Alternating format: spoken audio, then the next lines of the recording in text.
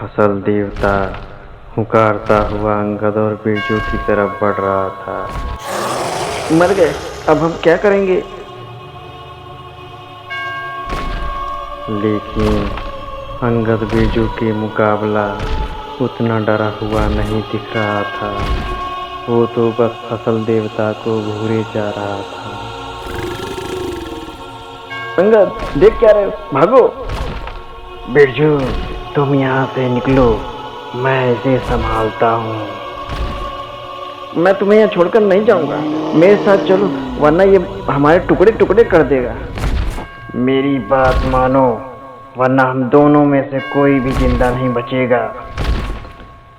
बिरजू को यकीन नहीं आ रहा था कि एक अजनबी उसे बचाने के लिए अपनी जान दांव पे लगा रहा था। वो ताबड़तोड़ भागने लगा। शायद वो आज आखिरी बार अंगद को देख रहा था। भागते भागते उसकी सांस फूलने लगी थी। तभी उसे अपने सामने एक परछाई नजर आई। उसने पेड़ के पीछे से ही उसकी तरफ झांक कर देखा। ये तो राजू ऑटो वाला है। बिरजू ने देखा कि राजू गोलू को लिए गांव की तरफ बढ़ रहा था। राजू भैया! बिरजू की आवाज़ सुनकर राजू बुरी तरह चौंक गया और तेजी से भागने लगा। बिरजू भी उसका पीछा करने लगा। अरे भैया, भैया रुको! बिरजू ने भागते भागते उसका गिरेबान पकड़ लिया। तुम यहाँ क्या कर रहे हो? और गोलू ठीक तो है ना? अरे बिरजू, मैं तो डर ही गया था कि कहीं फसल देवता मेरा पीछा ना कर रहा हो। राजू कुछ पकाया सा लग रहा था। तुम्हें गोलू कहाँ मिला?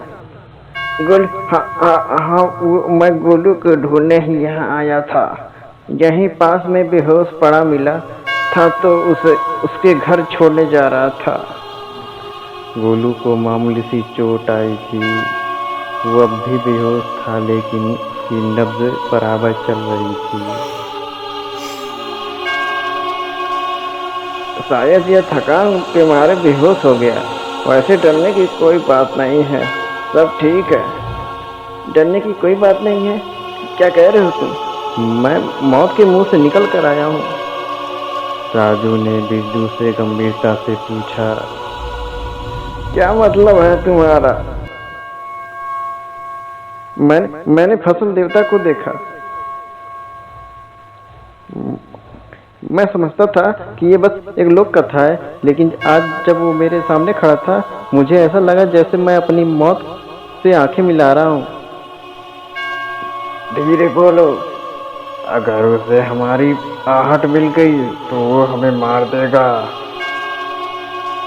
लेकिन तुमने गांव में किसी को बताया क्यों नहीं कि तुम गोलू को बचाने जंगल जा रहे हो?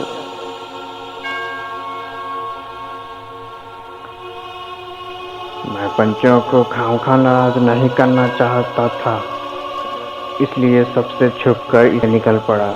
लेकिन तुम्हारे साथ आया वो लड़का कहाँ है? अंगद। इधर अंगद और फसल देवता के बीच में कड़ा मुकाबला चल रहा था। जितना सोचा था ये उससे भी ज्यादा शक्तिशाली निकला। अंगद छलांग लगाकर पेड़ की नीचे टहनी पर चढ़ने लगा, लेकिन फसल देवता भी उसे इतनी आसानी से जाने देने वालों में से नहीं था।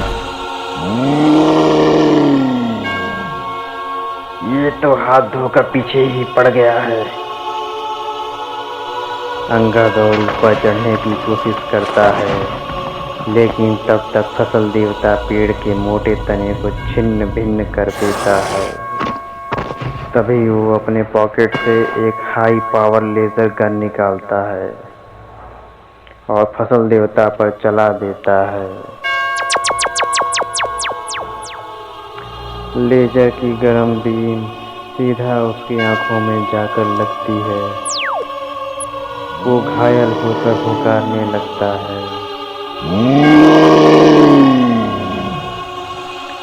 क्या अकेला अंगद फसल देवता का सामना कर पाएगा?